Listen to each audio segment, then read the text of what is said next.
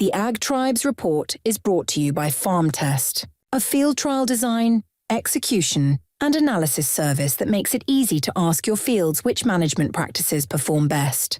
To start your field trials, visit farmtest.ag. And Legacy Interviews, a service that video records individuals and couples telling their life stories so that future generations have the opportunity to know their family history. Here's Legacy Interviews customer Zach Smith describing why he purchased the service for his father and the value it brings to his family.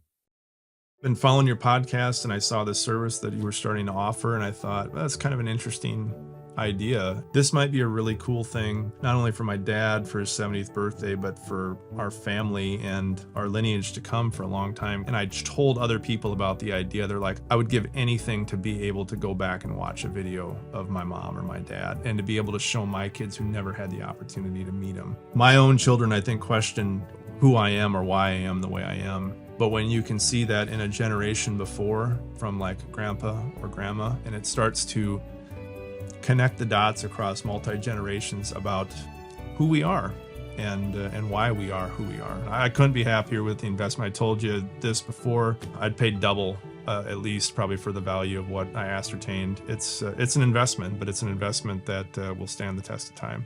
So thank you.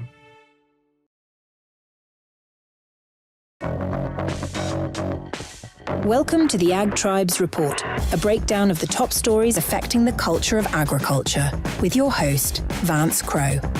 The report begins in 3, 2, 1. Let's begin. Welcome to the Ag Tribes Report. I'm your host, Vance Crowe. Each week I bring a co-host to represent the perspective of one of the many ag tribes that collectively make up U.S. agriculture. This week, I am joined by Bill Bullard. Bullard serves as the CEO of RCAF, the nation's largest cattle trade association exclusively representing independent cattle producers. Formerly a cow-calf producer in South Dakota, he is known for his advocacy in legal and policy arenas to protect U.S. cattle producers from what he perceives as unfair trade practices and market control by meat packers. Bill, welcome to the Ag Tribes Report.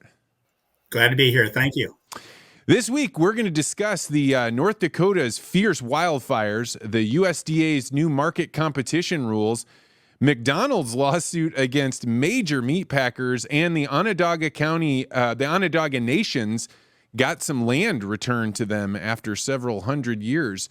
We've got only 30 minutes to cover the news and hear Bill's perspectives, his Peter Thiel paradox, and his worthy adversary. So we're going to jump straight into the headlines.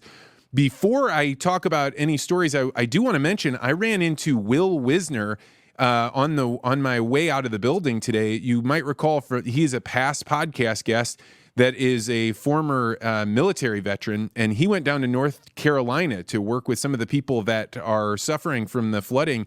He says it is absolutely catastrophic, that the news is not covering it, and that there are hundreds of school children missing, and he believes up to thousands of people that are either missing or dead. And so our hearts go out to them. This is not a story we're covering today, but I do think a very serious thing, and one that I definitely didn't understand until I talked to Will, just how bad it was. So now, moving on to the headlines, this first story was suggested by Bridget Riddell.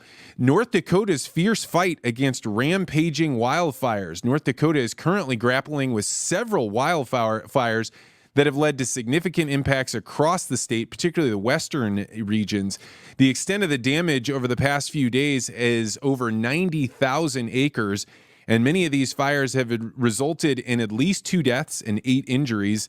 There is some positive news, as 4 out of the 6 fires are contained. However, the battle against the remaining fires continues, as one fire is covering 77,000 acres, is only 16% contained.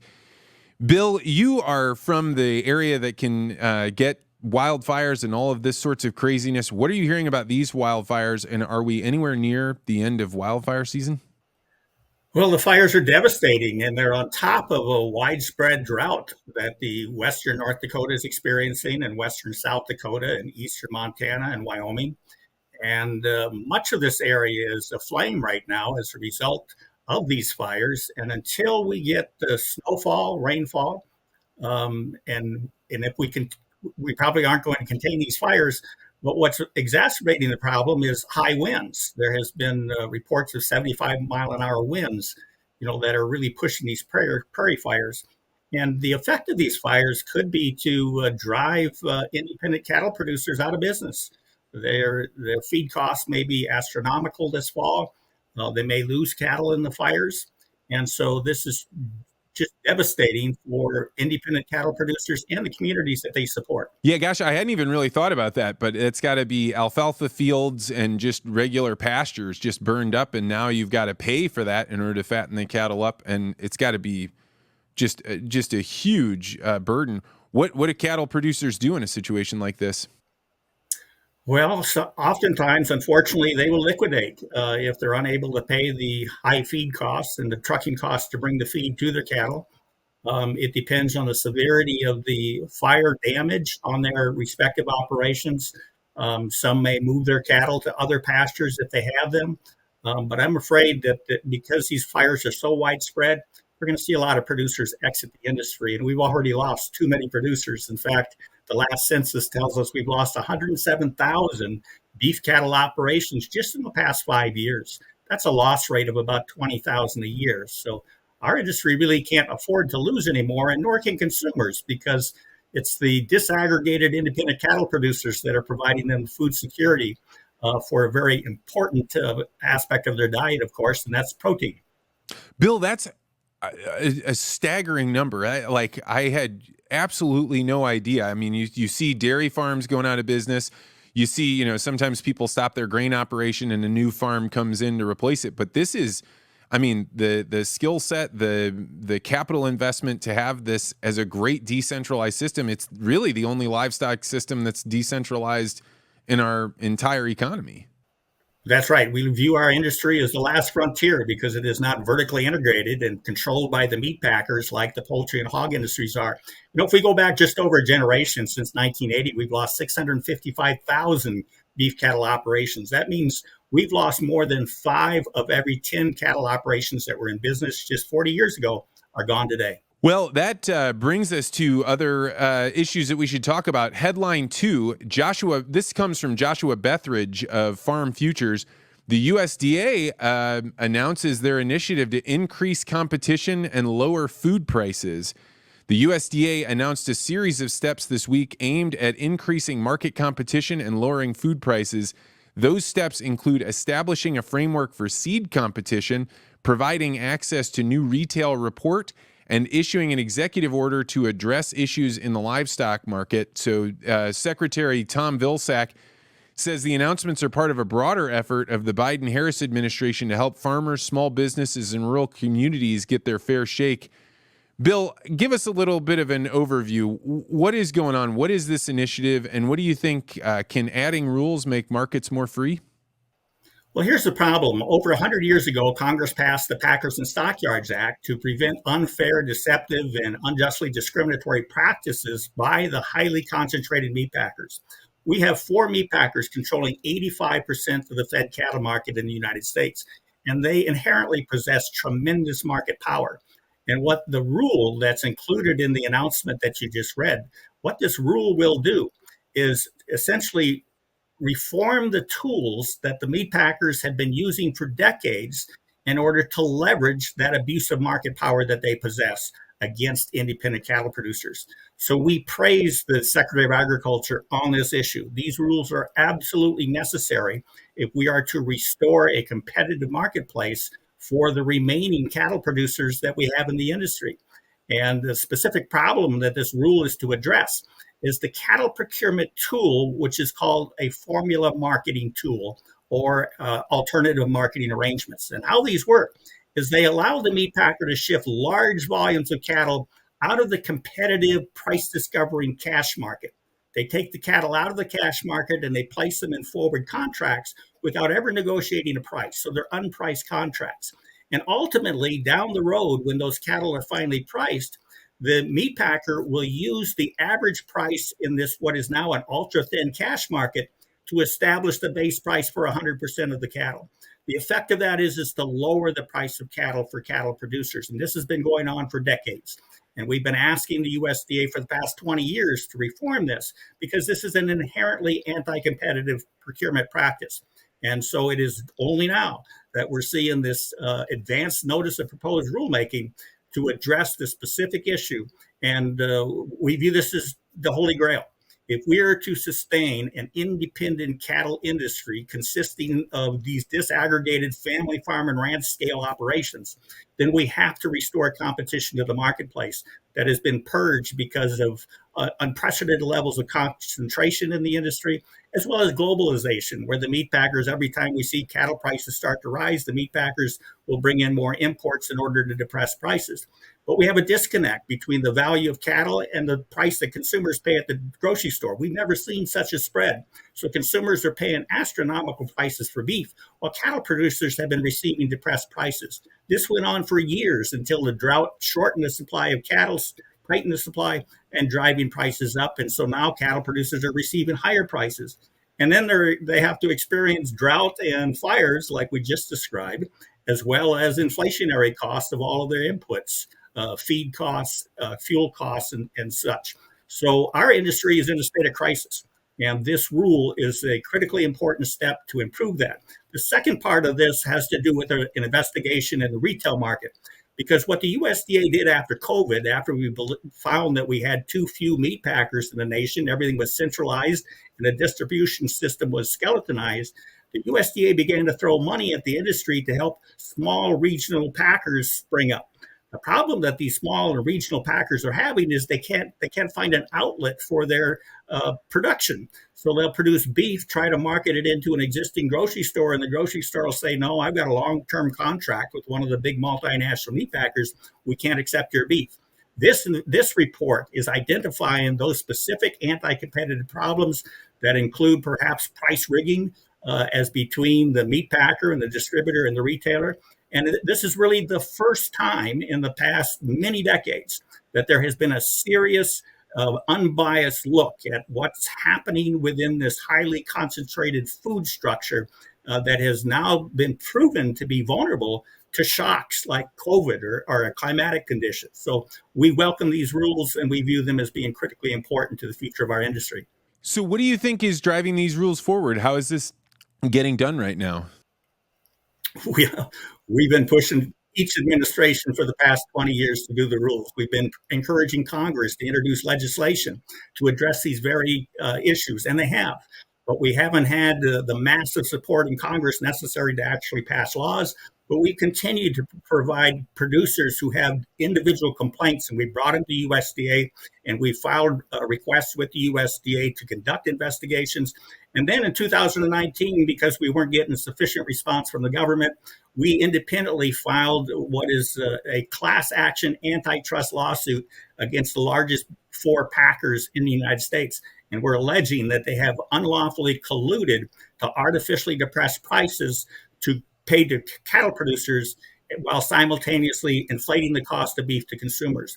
And it is that lawsuit, I think, that has helped to spur additional awareness and interest on the part of the government. We have an ongoing investigation by the U.S. Department of Justice into the conduct of the packers in the beef packing industry. And now we have USDA that is working aggressively and effectively to finally implement these 100-year-old rules that the meat packers have been successful at pushing back. They've not allowed any administration to go forward. And so we commend Secretary Vilsack for taking this initiative. And again, we view this to be the Holy Grail. We have to restore competition to our industry. Well, speaking of lawsuits, there was a huge lawsuit announced this week from Reuters. McDonald sues top meat packers for allegedly colluding to inflate the price of beef. McDonald's is suing the U.S. meat packers' Big Four, Tyson, JBS, Cargill, and the National Beef Packing Company, alleging a price-fixing scheme for beef. Specifically, in the federal complaint filed on Friday in New York, McDonald's accuses the company of anti-competitive measures, such as collectively limiting supply to boost prices and charge illegally inflated amounts. Bill, as I understand it, one of the biggest issues RCAF has with groups like the National Cattlemen's Beef Association is that they're the same organization as the meat packers. So now you have McDonald's lining up against the meat packers. Where does the lawsuit leave the American cattlemen? Well, this lawsuit is critically important, and as I mentioned before, it was April of 2019 that we filed the initial lawsuit alleging that the meat packers were colluding in order to periodically reduce production to reduce supply of cattle, and they have done that by reducing the demand. And so we allege that they made sure that there was never any more demand for cattle than there was supply. Once we filed that lawsuit, many segments of the beef supply chain have joined. We've seen consumers join, we've seen distributors join, and we've already had several large retailers join this suit. And now we have McDonald's entering the fray. They're alleging the same cause of action as we have alleged, and that is they're alleging unlawful collusion on the part of the largest four meat packers that control 85% of the market. They're alleging that the meat packers have reduced production. And of course, from our perspective, from the cattle producers' perspective, they have reduced demand that has effectively reduced production and thus put a choke point within the supply chain and causing, as alleged by McDonald's and others, causing them to have to pay an inflated price for beef. So we welcome this suit. And again, we think this is running parallel with the U.S. Department of Agriculture's and U.S. Department of Justice's efforts to reform the marketplace, to provide opportunities once again for independent cattle producers. You know, the average age of the farmer in the United States is over 58 years old right now. We're having trouble to attract new entrants into the industry, particularly in the cattle industry. And the way we reverse that is we have to restore a potentially profitable industry for them. We have to make it enticing. And the only way to do that is to restore competition, because the cattle industry, unlike many other agricultural commodities, lives and dies in a competitive marketplace. We don't receive government price supports for cattle. And so it is the market that is the most important and critical aspect of the survival of this industry. And it's that market that has been distorted by the concentration, and also, as McDonald's is alleging, and we have previously alleged, that there is collusion by the dominant meat packers in the industry. What is the meat packers' defense of this? If you were going to steel man their argument and give the best view of it, what are they saying? No, it's not happening?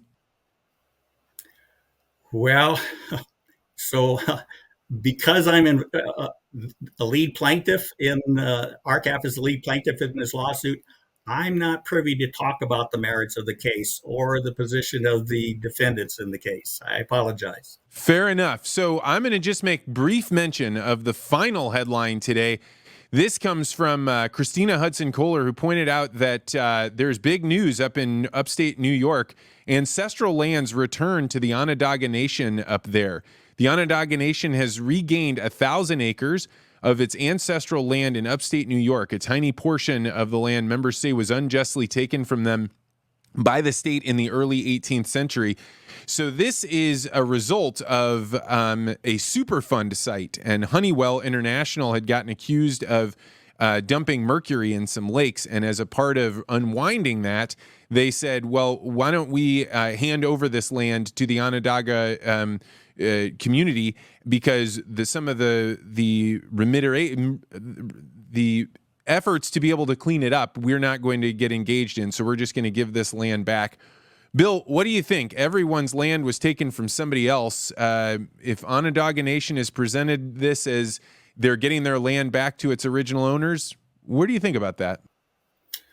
Well, I have empathy for the Native American tribes who have entered into treaties with the U.S. government only to have those treaties abandoned. And so I view this to be as potentially positive, certainly for the tribe. And it's a rather unique settlement through the Superfund issue. And so I think, that's not an issue that I work on in my official capacity. But personally, it intrigues me. I'm interested in it. And, I think I hope the tribes make best use of that land that they have retrieved. Yeah, I think it's a fascinating thing. When I first heard about it, I thought there was like a state decree, but the fact that it was a part of that whole Superfund issue made it very interesting. I think they're doing a great job of doing PR to try and continue to raise awareness of these issues. There are other communities that have the same issues. So I think it's definitely worth reporting on. So that's going to do it for our headlines today. I want to thank the people that sent me things to bring up on the Ag Tribes Report. If you have anything that you want to post, definitely send it to me on X. I am at Vance Crowe. Moving on to the Bitcoin land price report. This is where we make a comparison of the land prices, not just in US dollars, which as the value of the dollar goes down, it makes it hard to know what is land really worth, but actually pricing it in Bitcoin, something that has no ability to be printed more of. So just like land, you can't make more land. You also can't make more Bitcoin. So Bill, what county are you coming in from, and what is a good acre of land cost out there? So I'm from Yellowstone County, Montana, and I looked up what the average per acre price of land was, and it was $2,722 per acre. It is astounding to me as a guy that grew up in Illinois that now acreage is, $19,000, $20,000 to hear that Montana, this place of wide open spaces that you can get an acre for $2,722. If we price that in Bitcoin, it is 0.04 Bitcoin per acre. And that would mean that if you had one Bitcoin, you could exchange it for 23.2 acres of land. Bill, how does it sit with you to price land in Bitcoin? Truthfully, I do not understand Bitcoin. So, but I think land prices, unfortunately, land prices have inflated to an extent that you can no longer pay for the land through production. And that's what's made it extremely difficult for new entrants into our industry. As much of this land is being purchased by investors and taken out of production. And the opportunities for aspiring farmers and ranchers are becoming limited.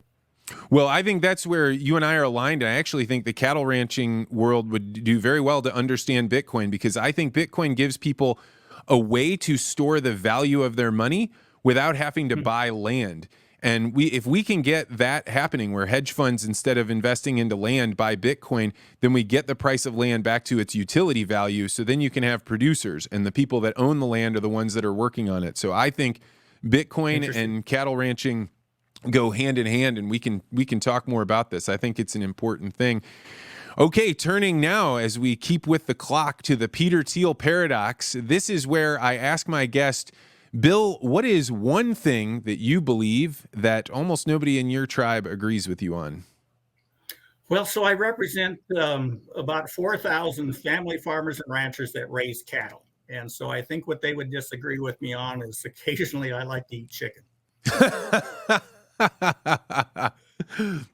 Fair enough. I'm going to give you a 6.0 for style. Humor got you out of that one.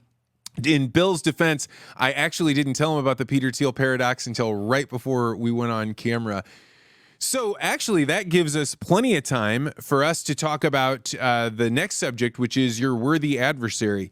As the CEO of RCAF, you have a reputation that precedes you as somebody that brings up cases, is willing to take on fights.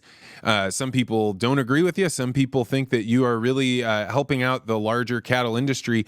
But it's good for me to ask you, who is a worthy adversary? Somebody that you respect, but you totally disagree with out in the world right now?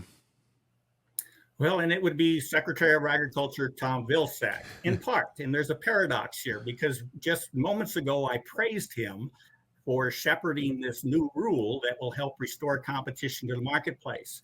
On the other hand, we intend to file a lawsuit against him very soon, because he has issued a mandate that will require cattle producers who want to ship adult cattle across state lines to affix those cattle with an RFID, a radio frequency identification ear tag.